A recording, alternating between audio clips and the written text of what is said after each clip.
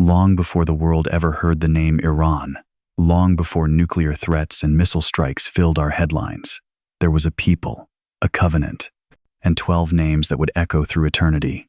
What if I told you that the greatest mystery in biblical history isn't hidden in some distant archaeological dig, but walking among us today?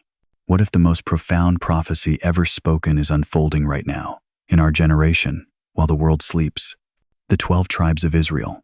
Their names were carved into the very gates of heaven. Reuben, Simeon, Levi, Judah, 12 bloodlines chosen before the foundation of the world, 12 banners that carried the weight of eternity. Yet somewhere between the golden age of Solomon and the exile of empires, 10 of them vanished, disappeared, lost, scattered to the four corners of the earth like dust in the wind. But here's what the scholars won't tell you. Here's what the history books bury beneath layers of academic theories and comfortable assumptions. They were never truly lost. Because when God speaks a name into existence, when he writes a destiny in the stars, it doesn't simply fade into the darkness. For 3,000 years, they've been hidden in plain sight, woven into nations, disguised in cultures, carrying the genetic memory of Abraham's covenant in their very DNA, waiting for the sound of the trumpet that calls them home. And now, as we watch the headlines from Jerusalem, as we see ancient hatreds resurface and prophetic alignments fall into place, the question burns in the heart of every believer who has eyes to see. Are we living in the generation that will witness their return? Because if Ezekiel was right, if Isaiah saw true, if the sealed scroll of Revelation is beginning to unfold before our very eyes, then what we're about to discover isn't just history. It's prophecy, and it's closer than you think. But first, you need to know where they went and why heaven never stopped watching. Chapter 1. When stars were counted in silence. Before nations rose and prophets spoke, one man stood beneath the stars, and heaven answered. Picture this moment, if you can. The year is somewhere around 2000 BC. The world is young, wild, untamed by empires or kings. There are no headlines screaming from Jerusalem, no missiles cutting through Middle Eastern skies, no nuclear threats echoing across continents. There is only silence, and one man standing in the desert darkness, his weathered face turned upward toward a canvas of infinite light. His name is Abraham, and he has no idea that in this moment, this sacred, trembling momentha is about to become the father of a mystery that will echo through every headline, every conflict, every prophetic vision until the end of time. The 12 tribes of Israel begin here, not in a palace, not in a temple, but under starlight, with a barren old man and a promise that defied every law of biology and reason. God speaks, and when the Almighty opens his mouth in Genesis 12, the words don't just fill the air, they split history in two. Get out of your country, from your family and from your father's house, to a land that I will show you. I will make you a great nation. I will bless you and make your name great, and you shall be a blessing, a great nation. Those 3 words would birth kings and prophets, wars and wonders, temples and exile. They would produce David's throne and Daniel's visions. They would echo through Persian palaces and Babylonian dungeons. They would thunder from the lips of Jesus and whisper through the pages of Revelation. But Abraham doesn't see any of that yet. All he sees is sand beneath his feet and an impossible promise hanging in the night air like distant thunder. Years pass. The promise seems to mock him, his wife Sarah 90 years old, barren as the desert stones laughs when angels speak of a coming child. Abraham himself falls on his face, not in worship, but in the bitter laughter of a man who has waited too long for God to remember his word. But then something shifts in the heavens. Something ancient and eternal begins to move. In Genesis 15, God doesn't just speak to Abraham, he stages a cosmic ceremony.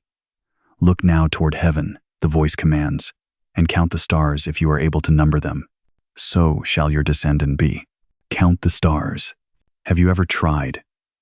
Have you ever stood in the wilderness, far from city lights, and attempted to number what God has scattered across the darkness?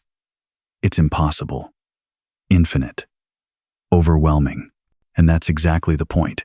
Abraham's descendants wouldn't just be numerous, they would be countless. Not just a family, but a constellation of peoples stretching across time and geography, carrying the genetic memory of this moment in their very DNA. But the promise goes deeper.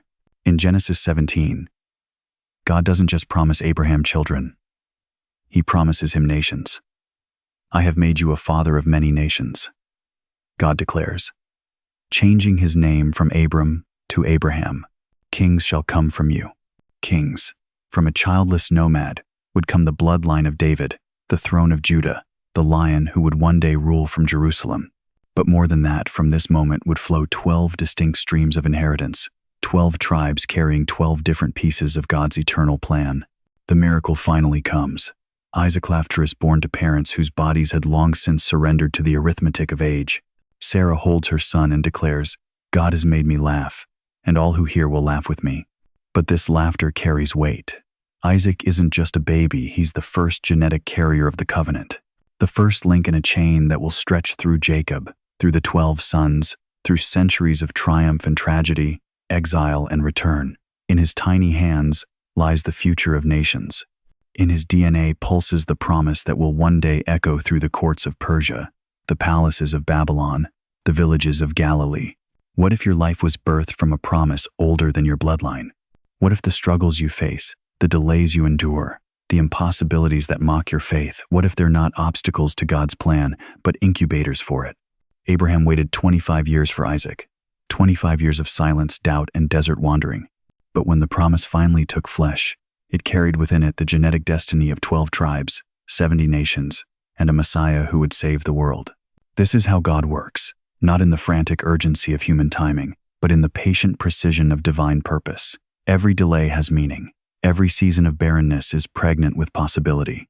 Every moment of waiting is heaven preparing something so magnificent that when it finally arrives, it will reshape the course of history.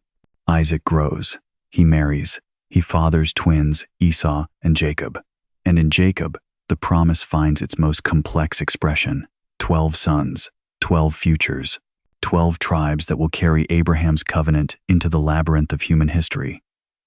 Through Egyptian slavery and wilderness wandering, through the golden age of David and the devastating exile of kingdoms.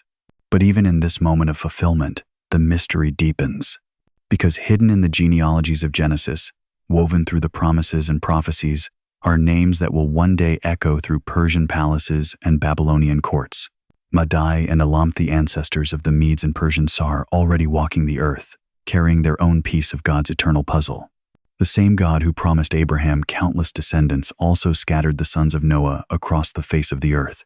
And somewhere in that divine dispersion, Persia was taking shape not as Israel's enemy, but as an instrument in God's hand, waiting for its moment to step onto the stage of sacred history. The threads are being woven. The players are taking their positions. The cosmic chess game is beginning. And every move, every birth, every migration, every seemingly random encounter is part of a pattern so vast and intricate that only heaven can see its full design. But before the 12 could walk, one would have to wrestle with God himself. Chapter 2. The man who wrestled the angel. In the blackness of night, by a river, a man refused to let go of God until he was renamed. There are moments in history when eternity invades time, when the veil between heaven and earth grows thin and mortal flesh touches the divine. Such a moment came to a man named Jacob, a deceiver, a fugitive, a broken soul carrying the weight of stolen blessings and fractured family bonds. But on one night, beside the waters of Jabbok, that man would be transformed into something the world had never seen before, a nation in human form. Jacob's story begins not with triumph, but with cunning. Born second, grasping his twin brother's heel, he emerged from the womb marked by struggle. His very name meant supplanteron, who takes by deception what belongs to another. And that's exactly what he did. Picture the scene. An aging Isaac, eyes clouded by time, reaching out to bless his firstborn son, Esau. But instead of the rough-skinned hunter he expected, his trembling hands fell upon Jacob, disguised in goat skins, voice trembling with the weight of his deception. "Are you really my son Esau?" Isaac asked. And Jacob, standing at the crossroads between truth and destiny, whispered the lie that would change everything. "I am." The blessing that followed was no mere patriarchal tradition. It was a prophetic, nuclear reaction. May God give you heaven's dew and earth's richness, Isaac declared, his voice carrying the authority of covenant. May nations serve you, and peoples bow down to you. May those who curse you be cursed, and those who bless you be blessed. With those words, the stolen blessing became an irreversible destiny. Jacob had deceived his way into divine favor, and heaven mysteriously honored it. But stolen blessings come with a price. Esau's rage burned like wildfire, and Jacob fled into the wilderness, carrying nothing but the clothes on his back and the weight of what he had done. He was no longer a son in his father's house. He was an exile, a wanderer, a man without a country. And that's when God met him. On a barren hillside, with nothing but stones for a pillow, Jacob fell into a sleep that would echo through eternity. In his dreams, he saw something impossible, a ladder stretching from earth to heaven, with angels ascending and descending upon it. But at the top of that cosmic stairway stood the Lord himself, speaking words that defied everything Jacob understood about justice and mercy. "I am the Lord, the God of your father Abraham and the God of Isaac," the voice thundered across the landscape of his soul. "I will give you and your descendants the land on which you are lying. Your descendants will be like the dust of the earth, and through you and your offspring all peoples on earth will be blessed." Can you imagine waking up from such a dream? Jacob, the deceiver, had been chosen. Jacob, the exile, had been promised a nation. Jacob, the fugitive, had been given a covenant that would outlast empires. He called that place Bethel, the house of God, and he made a vow that would reshape his understanding of divine relationship. If God will be with me and watch over me on this journey I am taking, then the Lord will be my God. But transformation doesn't come through dreams alone. It comes through wrestling. 20 years passed. 20 years of serving his uncle Laban, of deception meeting deception, of love found and lost and found again. Jacob had wives, children, flocks, everything a man could want. But he was still Jacob the supplanter, still carrying the unresolved weight of who he was versus who God had called him to be. And then came the night that changed everything. Jacob was returning home, preparing to face the brother he had wronged decades before. His messengers brought terrifying news. Esau was coming to meet him with 400 men. Fear gripped Jacob's heart like a vice. Would this be reconciliation or revenge? Forgiveness or destruction? That night, alone by the river Jabbok, Jacob sent his family and possessions across to safety. And in the darkness, as he stood utterly alone with nothing but his fears and his prayers, a figure emerged from the shadows. What happened next has mystified theologians for millennia. Scripture simply says that a man wrestled with Jacob until daybreak. But this was no ordinary man. This was God himself, veiled in human form, engaging in the most intimate, most desperate, most transformative encounter in human history. For hours they grappled in the darkness. Jacob, the deceiver who had spent his life manipulating and scheming, now found himself in a contest he couldn't win through cunning. This required everything, every ounce of strength, every fiber of determination, every desperate gasp of faith. As dawn approached, the divine wrestler touched Jacob's hip, wrenching it from its socket. The pain must have been excruciating, but Jacob refused to let go. Wounded, broken, but desperate for something more than survival, he clung to his mysterious opponent with the tenacity of a man who knew this was his momentous, only chance for the transformation his soul craved. "Let me go, for it is daybreak," the figure said. But Jacob, gasping through the pain, spoke words that would echo through every generation of seekers who refused to settle for the ordinary. "I will not let you go unless you bless me." And then came the question that penetrated to the core of his identity. "What is your name?"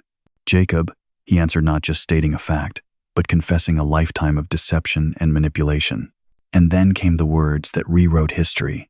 "Your name will no longer be Jacob, but Israel, because you have struggled with God and with humans and have overcome." Israel. The name means he who wrestles with God. In that moment, Jacob ceased to exist. The deceiver died beside the Jabbok River, and from his wounded body emerged something new, a prince with God, a man who had touched the divine and lived to tell about it. When Jacob limped away from that river as the sun rose, he was no longer the same man. He walked with a permanent reminder of his encounter, a disabled hip that would cause him to limp for the rest of his life. but he also walked with a new name, a new identity, a new understanding of what it meant to be chosen by God. He had wrestled with the Almighty and prevailed not through strength or cunning, but through desperate, refusing faith. This was more than a personal transformation. This was the birth of a nation's identity. From Israel's body would come 12 sons, and from those sons, 12 tribes that would carry the name Israel to the ends of the earth. Each tribe would inherit something of their father's wrestling spirit, the refusal to let go of God's promises, even when those promises seemed impossible. Have you ever wrestled with God for your name? Have you ever clung to the divine in the darkness, refusing to release your grip until heaven rewrote your identity? The story of Israel reminds us that sometimes God's greatest blessings come not through ease, but through wrestling, not through perfection, but through desperate, wounded faith that refuses to let go. The deceiver had become a prince. The exile had become a patriarch. The wounded wrestler had become the father of a nation that would wrestle with God for generations to come. From his body came 12, but from his deathbed came prophecy. Chapter 3. 12 names, one covenant. An old man lies dying in the land of Egypt, far from the soil of promise. His weathered hands tremble as he calls his sons to gather around his bed, but what falls from his lips are not farewells. They are futures. What he speaks into the flickering lamplight are not blessings. They are blueprints, 12 names, one covenant, and a destiny that would echo through every generation until the end of time. Picture the scene. Jacob, whose very name means he who wrestles with God now bearing the covenant name Israel, feels the weight of eternity pressing upon his chest. His eyes, clouded with age, somehow burn with prophetic fire, for this is no ordinary deathbed scene. This is the moment when heaven opens its scrolls and allows a dying patriarch to read tomorrow's headlines written in the stars. The sons gather in the shadows. Reuben, the unstable firstborn who forfeited his birthright through moral failure. Simeon and Levi, marked by violence yet destined for transformation. Judah, who once suggested selling his brother Joseph into slavery, now standing on the threshold of royal destiny. Each son carries scars, failures, and the complex DNA of humanity, yet each also bears something secret, a thread in the tapestry God has been weaving since he first whispered to Abraham under a starlit sky. "Gather together, that I may tell you what shall befall you in the last days," Jacob declares, his voice carrying the weight of prophetic authority. These are not the rambling words of an elderly father. This is the voice of covenant, speaking through flesh, heaven downloading its secrets through a man who had wrestled with angels and prevailed. One by one, Jacob's gaze falls upon each son, and with each name he speaks, eternity leans in to listen. For Reuben, the firstborn, comes not honor but humiliation, unstable as water, you shall not excel. The birthright, once his by natural order, slides away like water through fingers. But this is not cruelty, this is divine justice. For in God's kingdom, position is earned through character, not chromosome. Yet watch how grace moves through judgment. Simeon and Levi, whose swords had brought shame through their violent revenge in Shechem, receive a prophecy that sounds like curse but blooms into calling. I will divide them in Jacob and scatter them in Israel. Levi's descendants would indeed be scattered but not in shame. They would be dispersed as priests throughout the nation, carrying the sacred fire of God's presence to every corner of the promised land. Sometimes what sounds like judgment is actually appointment to holy service. But then comes Judah.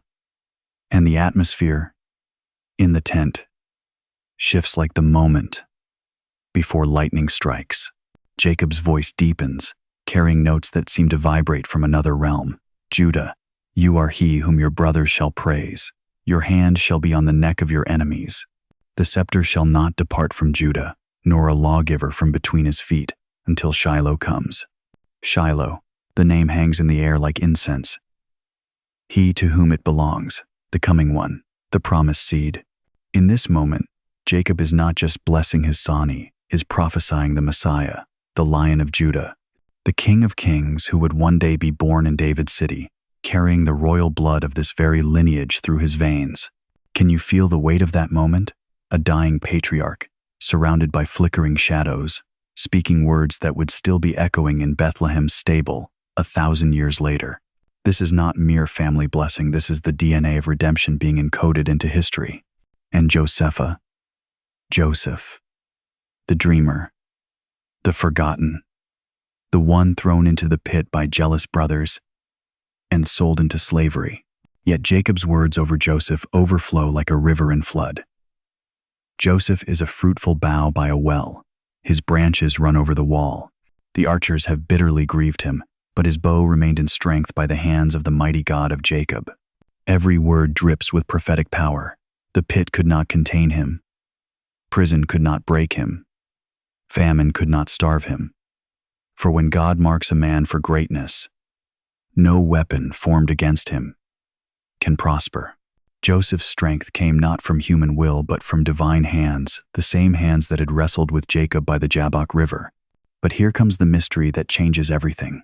In a move that defies natural law, Jacob adopts Joseph's two sons, Ephraim and Manasseh, as his own. The angel who has redeemed me from all evil, bless the lads. Let my name be named upon them. Two Egyptian, born boys, grandsons through a foreign mother, suddenly become tribal heads in Israel. Joseph receives not just one inheritance, but two, the double portion. The firstborn's blessing, once lost by Reuben, now flows through the son who had been sold for silver.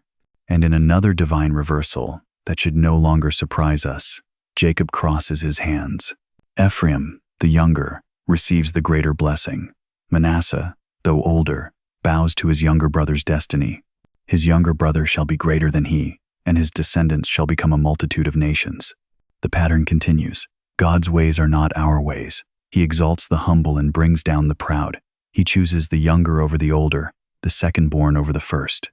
It's as if heaven delights in confounding human expectation and revealing that true greatness comes not from natural advantage but from divine selection.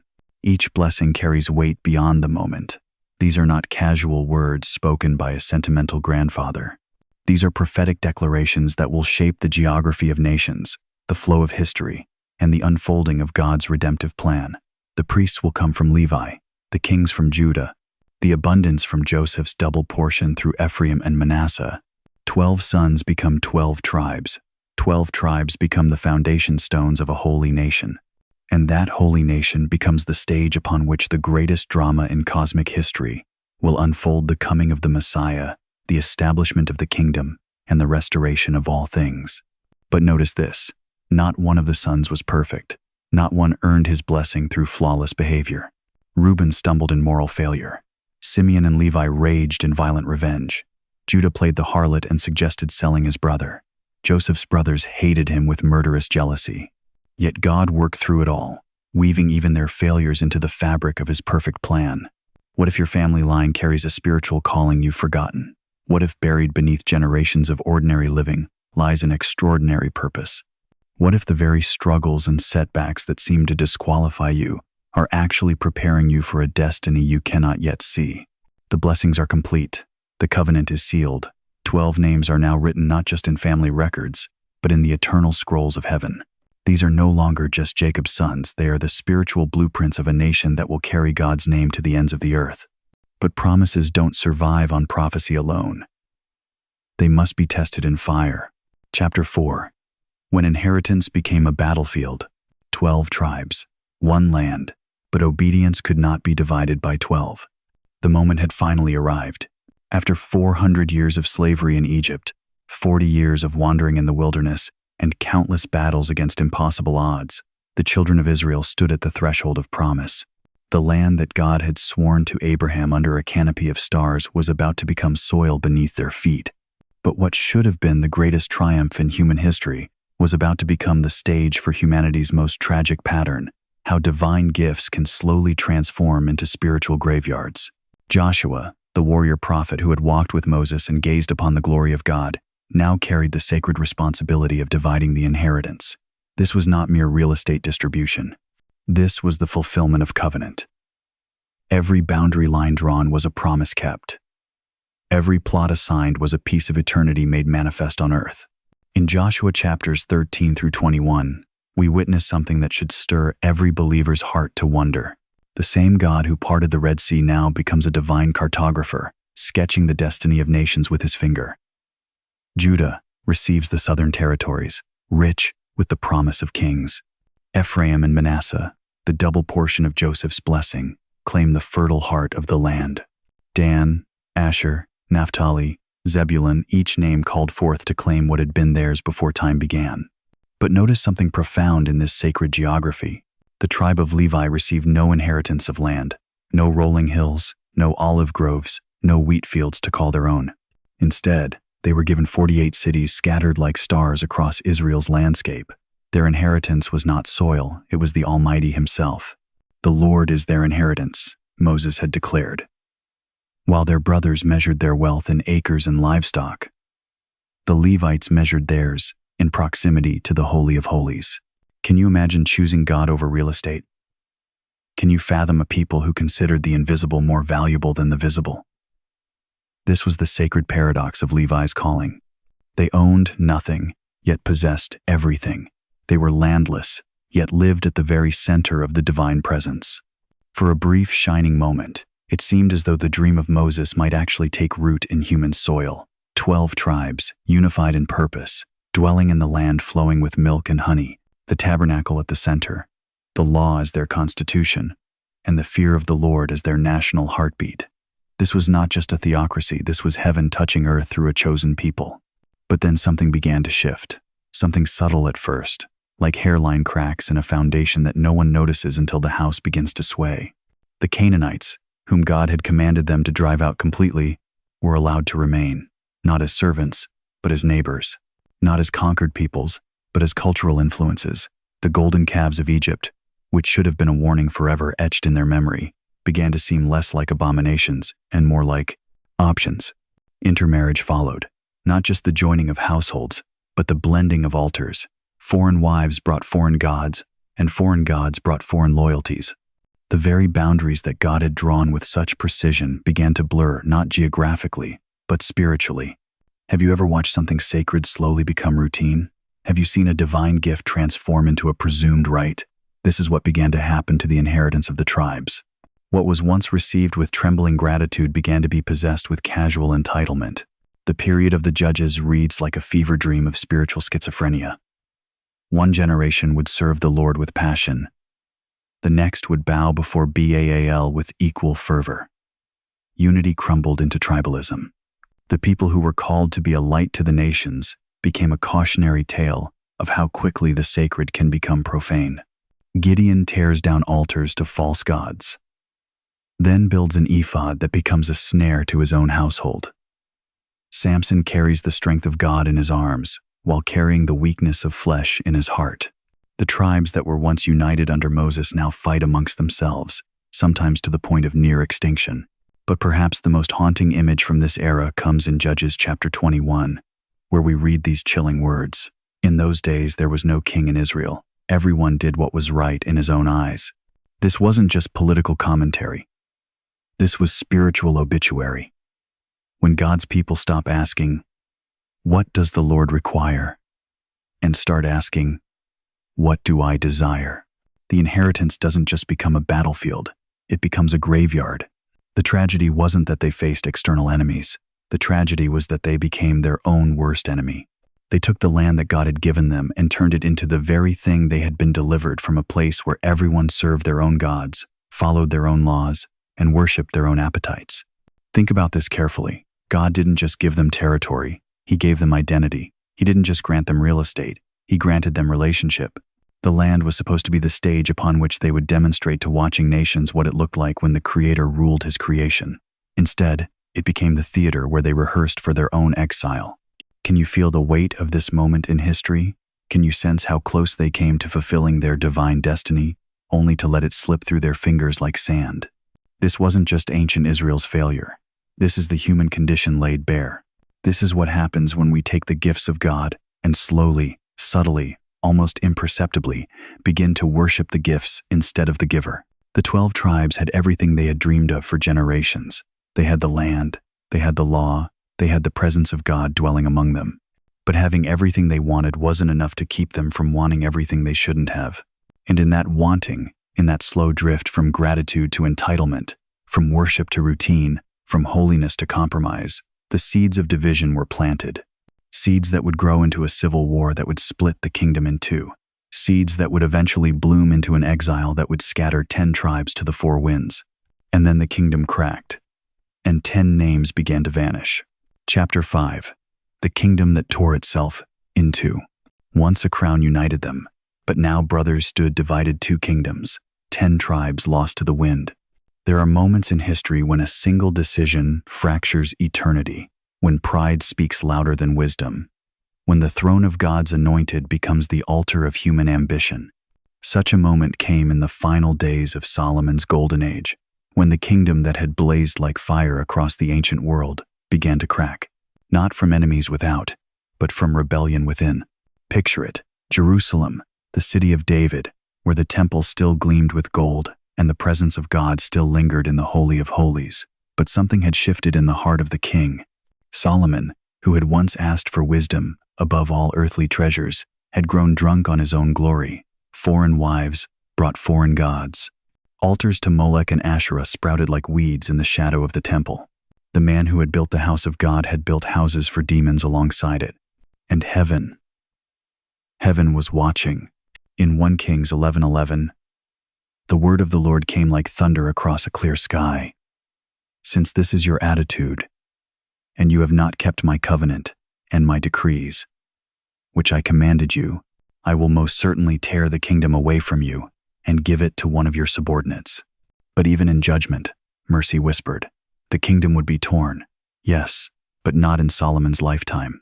It would fall to his son, and not completely one tribe would remain, a flickering candle in the darkness, for the sake of David and for the sake of Jerusalem. When Solomon breathed his last, his son Rehoboam ascended the throne, young, inexperienced, surrounded by advisors who had never tasted defeat or learned the weight of true leadership. The people came to him with a simple request. Your father put a heavy yoke on us, but now lighten the harsh labor and the heavy yoke he put on us, and we will serve you. Here stood a crossroads. Here was the moment when humility could have preserved what pride would destroy. The older advisors, those who had served Solomon in his wisdom, counseled mercy. If today you will be a servant to these people and serve them and give them a favorable answer, they will always be your servants. But the young men who had grown up with Rehoboam whispered different counsel into his ears. They spoke of strength, of showing the people who was king, of making his father's discipline look gentle by comparison. And Rehoboam listened to the wrong voice. My father made your yoke heavy, he declared before the assembled tribes, but I will make it even heavier. My father scourged you with whips, but I will scourge you with scorpions. Can you hear it? The sound of a kingdom breaking. In that moment, 10 tribes lifted their voices as one. What share do we have in David? What part in Jesse's son? To your tents, Israel. Look after your own house, David. And they walked away. Just like that, the northern tribes turned their backs on Jerusalem, on the temple, on the house of David. They would not bow to a king who threatened them with scorpions. They would not serve a throne that had forgotten how to serve. They chose Jeroboam, a man who had once been Solomon's servant, but had fled to Egypt after the prophet Ahijah told him he would rule 10 tribes of Israel. Now, called back from exile, he became their king. The kingdom of Israel was born in rebellion, and rebellion would define its destiny. But Jeroboam faced a problem that would become a curse. His people's hearts were still tied to Jerusalem. 3 times a year, they would journey south for the festivals. They would worship in the temple, offer sacrifices to the God of their fathers, and perhaps their loyalty would drift back to the house of David. Fear whispered to Jeroboam, and fear made him foolish. In 1 Kings 12:28-29, he crafted 2 golden calves and placed them in Bethel and Dan. It is too much for you to go up to Jerusalem, he told his people.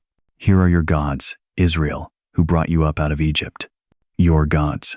The same words spoken at the foot of Mount Sinai when Israel danced around Aaron's golden calf while Moses received the law of the living God. History was repeating itself, but this time there would be no Moses to intercede, no mercy to turn away wrath. The northern kingdom had chosen its path, not just political independence, but spiritual rebellion. They would worship, yes, but they would worship on their own terms, in their own places, with their own gods. The altar at Bethel became a monument to compromise. The golden calf at Dan became a snare for generations. And God sent his prophets. Elijah came with fire from heaven, calling down judgment on the prophets of Baal, proving that the Lord alone was God. But after the fire fell and the rain came, the hearts of the people remained unchanged. Amos came with visions of judgment, a shepherd from Tekoa whose voice thundered across the northern kingdom. Prepare to meet your God, Israel. But they called him a troublemaker and told him to go back where he came from. Hosea came with a broken heart, commanded by God to marry an unfaithful woman as a living parable of Israel's spiritual adultery. His tears became prophecy. My people are destroyed for lack of knowledge. Because you have rejected knowledge, I also will reject you.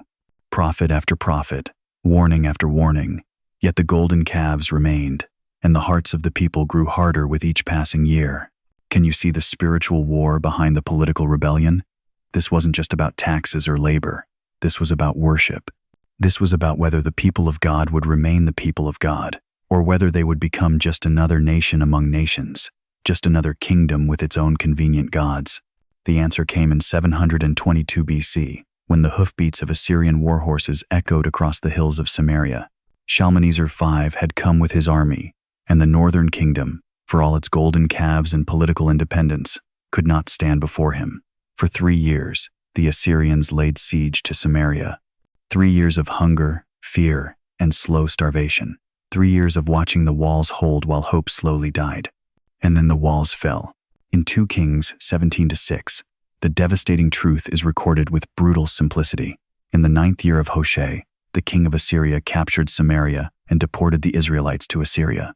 He settled them in Halah, in Gozan on the Habor River, and in the towns of the Medes. Deported. That single word carries the weight of 1,000 tragedies. Families torn apart. Children separated from parents. A people uprooted from the land God had given them, and scattered like seeds on the wind. But this was not just any deportation. This was the Assyrian method, calculated, brutal, designed to destroy not just political power, but cultural identity. They didn't just conquer. They erased. They took the people of the northern kingdom and scattered them so far and so completely that their tribal identities would dissolve into the nations around them. 10 tribes: Reuben, Simeon, Issachar, Zebulun, Dan, Naphtali, Gad, Asher, Ephraim, and Manasseh. Names that had been spoken over the sons of Jacob. Names that had been carved into the breastplate of the high priest.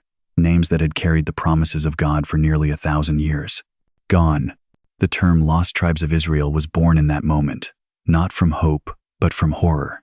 But here's the question that should haunt every heart that claims to follow God. What if part of God's chosen vanished?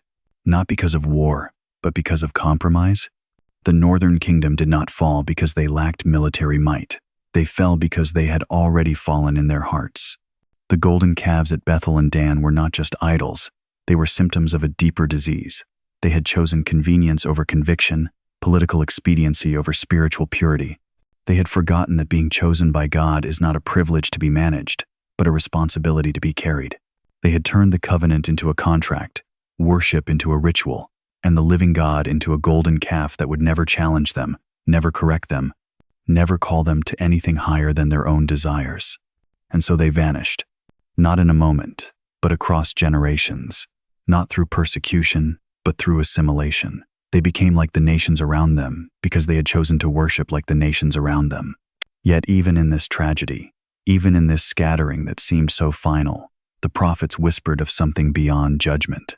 In Amos 9-9, God declared, "For I will give the command, and I will shake the people of Israel among all the nations as grain is shaken in a sieve, but not a pebble will reach the ground." Not a pebble. Not a single soul would be lost from God's sight, even when they were lost from human memory. The northern kingdom was gone, but the God who had called them was not finished with them. Somewhere in the exile, somewhere in the scattering, somewhere in the silence that followed their disappearance, heaven was still watching, still counting, still remembering names that the world had forgotten. Because prophecy does not forget what politics destroys, and covenant does not die when kingdoms fall.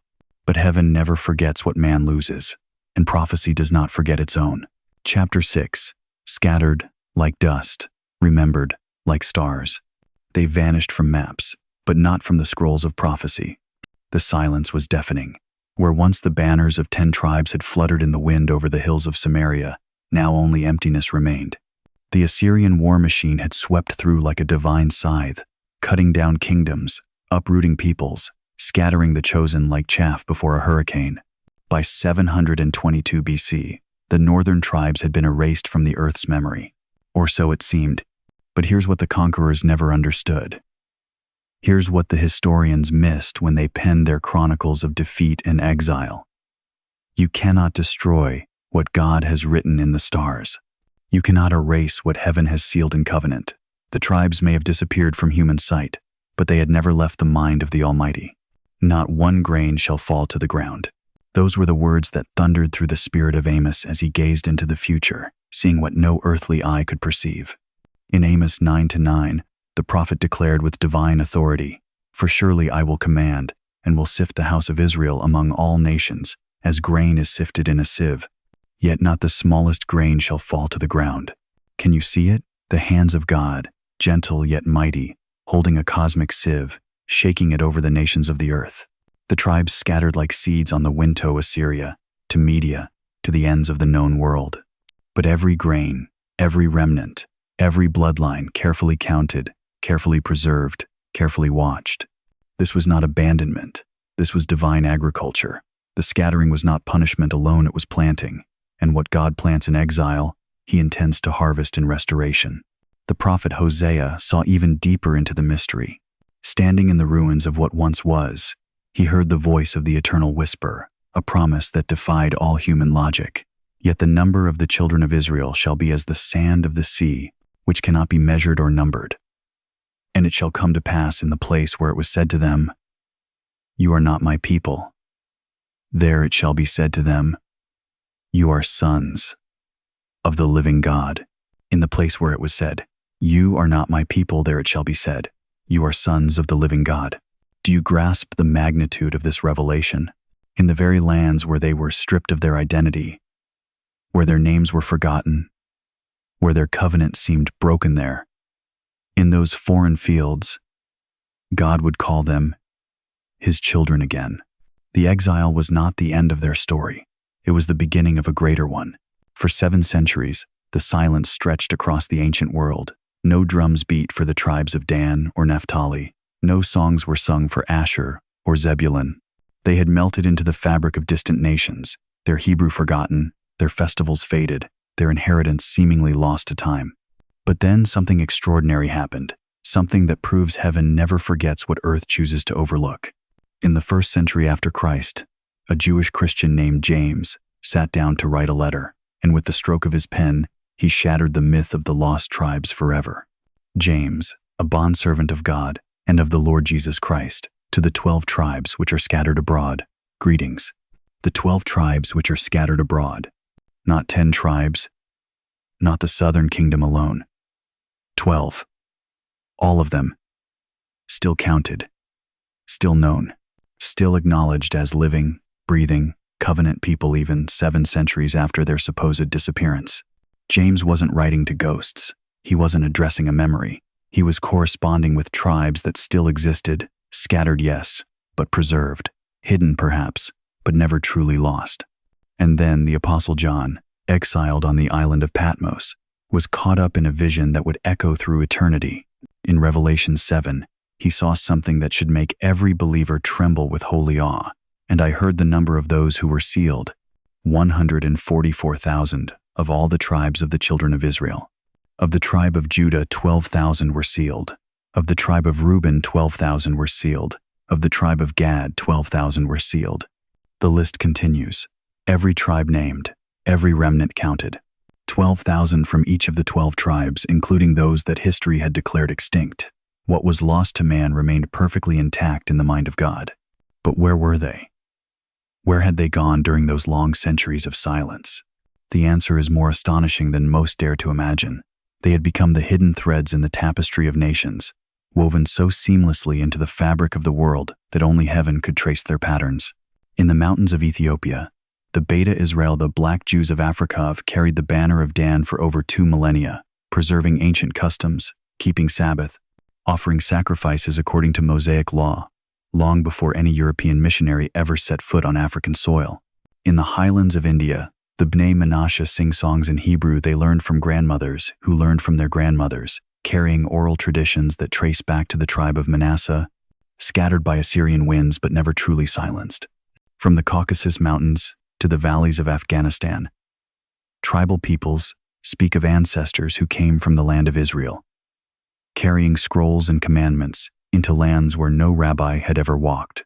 Even across the ocean, in the Americas, indigenous peoples carry legends of a great scattering, of tribes that crossed mighty waters, bringing with them the memory of one true God and laws written in stone. Could it be that the 10 lost tribes were never lost at all? Could it be that they were strategically positioned across the earth, waiting for the sound of the trumpet that would call them home? The prophets saw this day coming. Isaiah declared, "It shall come to pass in that day that the Lord shall set his hand again the second time to recover the remnant of his people who are left, from Assyria and Egypt, from Pathros and Cush, from Elam and Shinar, from Hamath and the islands of the sea. He will set up a banner for the nations, and will assemble the outcasts of Israel, and gather together the dispersed of Judah from the 4 corners of the earth." From the 4 corners of the earth, not just from Babylon, not just from Europe, from every continent, every hidden valley, every forgotten corner, where the scattered grain of Jacob had taken root and multiplied. And now, in our generation, as ancient hatreds resurface and prophetic alignments fall into place, as DNA testing reveals bloodlines thought extinct and satellite technology makes global communication instant, we may be witnessing the beginning of the greatest regathering in human history. What if the silence of exile was never God's final word? What if the scattering was his way of planting his people in every nation, preparing them for a harvest that would shake the foundations of the earth? If God still remembers the lost, what forgotten part of you might he still be calling home? Because here's the deeper mystery, the one that reaches beyond bloodlines and genealogies into the very heart of redemption itself. If God never forgot the tribes he scattered, if he preserved them through exile and silence and centuries of seeming abandonment, what does that say about his faithfulness to you? What promise have you buried? What calling have you abandoned? What part of your identity have you allowed the world to strip away? If the lost tribes can be remembered, if their names can still be written in the book of life after millennia of darkness, then nothing you've lost is beyond his power to restore.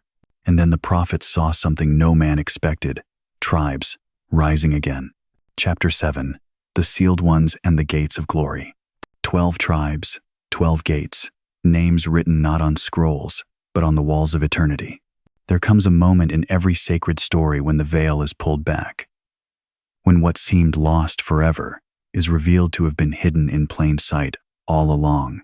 When the final chapter opens, and you realize that what you thought was an ending was only the beginning.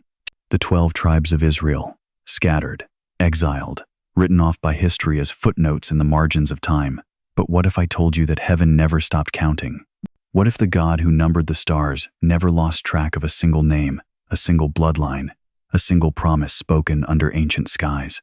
In the book of Revelation, chapter 7, the Apostle John is caught up in a vision that defies human logic. He sees something that should be impossible. Standing before the throne of God are 144,000 sealed servants. Not symbolic, not metaphorical. Counted, 12,000 from each of the 12 tribes of Israel. Of the tribe of Judah were sealed 12,000. Of the tribe of Reuben were sealed 12,000.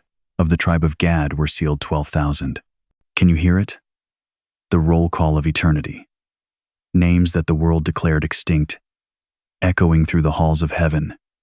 Asher, Naphtali, Manasseh, Simeon. Each tribe represented, each covenant preserved, each promise kept. This isn't nostalgia. This is restoration. This is the God who promised Abraham that his descendants would be as numerous as the stars, finally bringing them home from every corner of creation where they had been scattered like grain in the wind. But notice something profound in John's vision. These aren't refugees returning in shame. They are sealed ones. Marked, protected, chosen for a purpose so magnificent that heaven itself holds its breath. They carry on their foreheads the name of the Lamb and the name of his Father. They are not just survivors of exile. They are warriors of the final hour. The tribes that Assyria thought they had erased. The bloodlines that Babylon believed they had broken. The covenant children that history forgot. They stand before the throne with harps and songs that no one else can learn. Their survival was an accident. It was appointment. And then John sees something even more astounding. In Revelation chapter 21, he beholds the New Jerusalem descending from heaven like a bride adorned for her husband. And as his eyes trace the massive walls of this eternal city, he counts the gates. 12 of them, each bearing a name that should have been lost to time. On the gates, the names of the 12 tribes of the children of Israel were written, not carved in fading stone, but engraved in eternal glory. Reuben's gate stands as strong as Judah's. Reuben's. Dan's entrance shines as bright as Benjamin's. The tribes that men said disappeared are the very doorways through which the nations will enter the presence of God. Do you see the mystery unfolding? What looked like divine failure was divine strategy. The scattering wasn't abandonment. It was appointment. God didn't lose his people. He positioned them, placed them in every nation, every culture, every corner of the earth, so that when the final trumpet sounds, the call to come home will echo from every horizon. This is why the enemy fought so hard to erase them. This is why empires rose and fell trying to break what God had blessed. Because hell understood what the church sometimes forgets. The 12 tribes aren't just Israel's past. They are the world's future. The sealed ones of Revelation aren't museum pieces. They are the shock troops of the kingdom. They carry in their spiritual DNA the memory of covenant, the hunger for holiness, the unshakable knowledge that their God keeps his promises even when kings fail and empires crumble. And here's where it gets personal. What if some of those sealed ones are sitting in churches today, unaware of their ancient heritage? What if the stirring you feel when you read about Israel isn't just sympathy, but recognition? What if the God who scattered the tribes across the earth also scattered their spiritual legacy into hearts that hunger for something deeper than denominational traditions? The gates of the New Jerusalem don't just bear tribal names, they represent tribal calling. Each gate is an entrance into the purposes of God. Each name is an invitation to discover not just who you were, but who you were meant to become. Judah's gate calls forth those destined for praise and warfare. Levi's entrance welcomes those called to priesthood and intercession. Joseph's door opens to those anointed for provision and dreams. Benjamin's gateway receives those chosen for protection and faithfulness. The tribes were never just bloodlines. They were blueprints, patterns of calling that transcend genetics and flow into any heart surrendered to the purposes of heaven. This is why the story of the 12 tribes cannot end with exile. Because their story is woven into the very fabric of God's eternal plan. They are not footnotes, they are foundations. Not relics, but realities waiting to be revealed. The God who promised Abraham that in his seed all nations would be blessed is still keeping that promise. The 12 tribes weren't scattered to disappear. They were scattered to appear everywhere, carrying the covenant into every culture, until the earth is filled with the knowledge of the glory of the Lord. As the waters cover the sea. Can you hear it? The sound of the trumpet drawing near? Can you feel it? The stirring in the spirit as ancient prophecies prepare to unfold? The 12 gates are opening. The sealed ones are awakening. And the story you thought was lost is about to become the story that changes everything. What if the story you thought was lost is the story God is preparing to finish through you? But before the trumpet sounds, one mystery remains. Conclusion. And so the scroll closes. But not on the story. Only on the chapter we have been permitted to see. From the dust of ancient Mesopotamia to the headlines of today, we have traced a bloodline that carries both blessing and burden. 12 names spoken under starlight to Abraham. 12 sons born through tears and triumph to Jacob. 12 tribes scattered like seed across the face of the earth, yet never forgotten by the one who counts the stars and calls them by name. The 12 tribes of Israel did not disappear. They were hidden, preserved, scattered not in abandonment, but in divine strategy across the nations of the earth. For 3 millennia, they have carried within their spiritual DNA the memory of covenant, the hunger for Zion, the unshakable knowledge that their God keeps his promises even when empires rise and fall like waves upon the shore. We have seen them in Egypt's bondage and Babylon's exile. We have watched them march through the wilderness and settle in the promised land. We have witnessed their glory under David's crown and their division under Solomon's sons. We have mourned their captivity and marveled at their endurance. But here is the mystery that should grip every soul. We are living in the generation that may witness their return. The sealed ones of Revelation are not symbols on a page. They are souls being awakened. The gates of the New Jerusalem bearing tribal names are not merely architecture of eternity. They are entrances waiting to be opened. The prophecies of Isaiah and Ezekiel, speaking of a great regathering, are not ancient poetry. They are headlines waiting to be written. Can you feel it? The stirring in the spirit as ancient prophecies prepare to breathe again? Can you sense it? The quickening of time as heaven prepares to complete what it began in Abraham's tent so long ago? We stand at the edge of something sacred, something unprecedented, something that will make the exodus from Egypt seem like a whisper compared to the thunderous call that is coming. For when God lifts his banner over the nations and sounds the trumpet of return, every tribe will hear. Every scattered son and daughter will remember. Every sealed one will rise. The tribes that Assyria thought they had erased will emerge from the shadows. The bloodlines that Babylon believed they had broken will stand unbroken.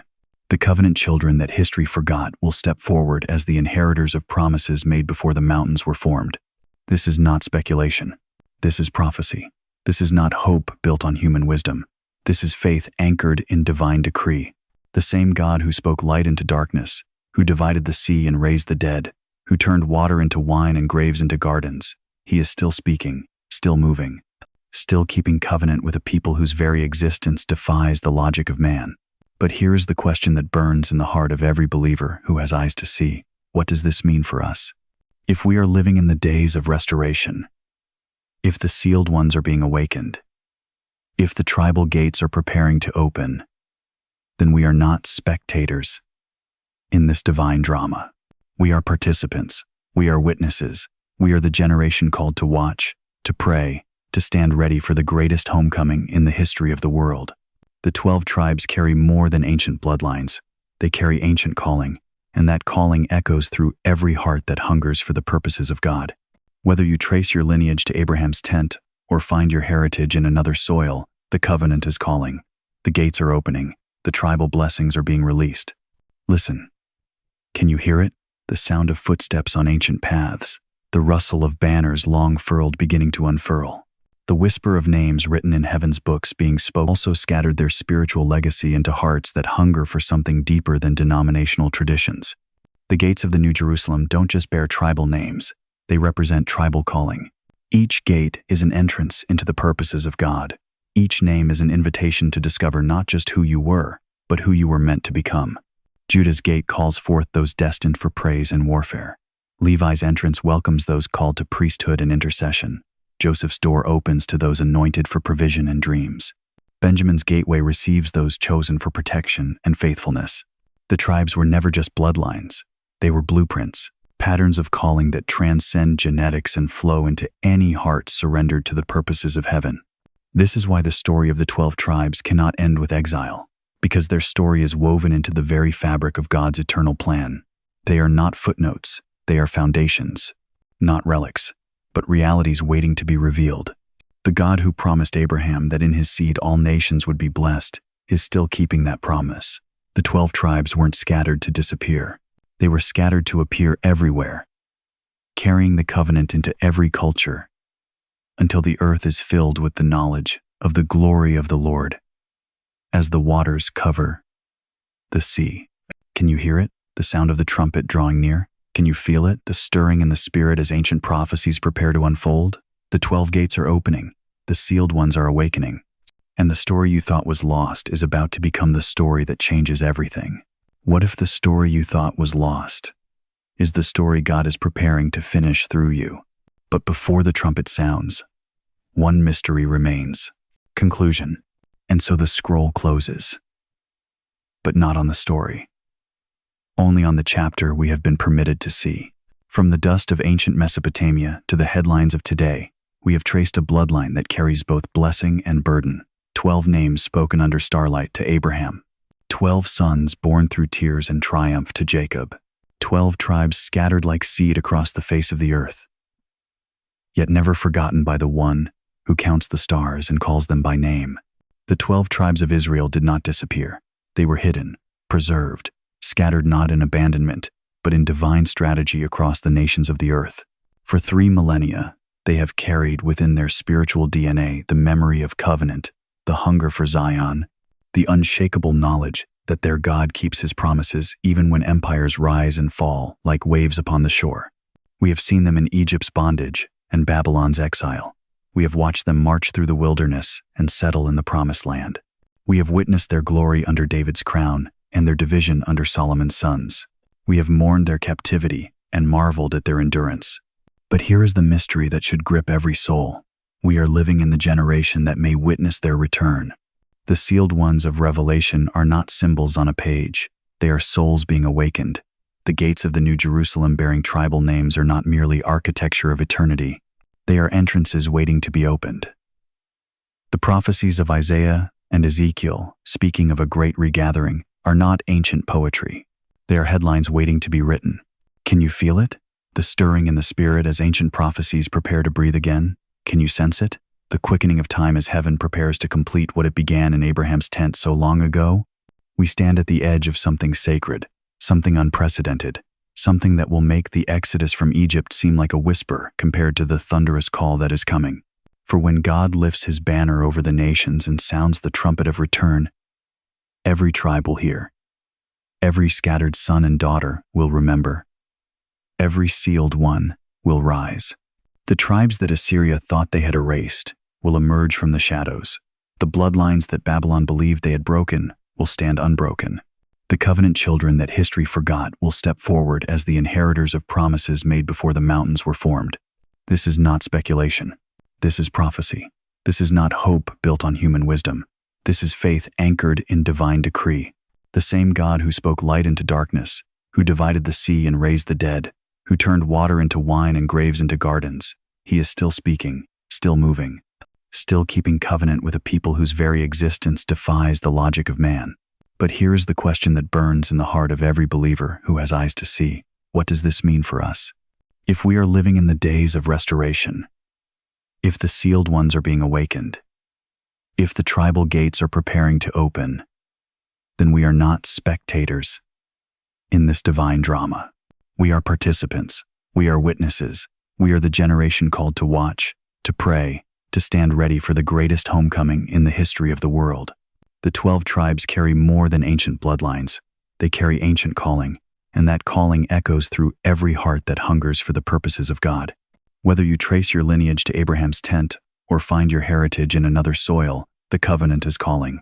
The gates are opening. The tribal blessings are being released. Listen. Can you hear it?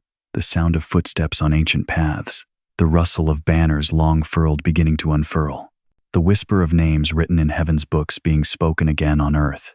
The 12 tribes of Israel did not disappear. They were hidden for such a time as this, and their emergence will herald not just the restoration of a people. The scroll is closing, but the story is just beginning.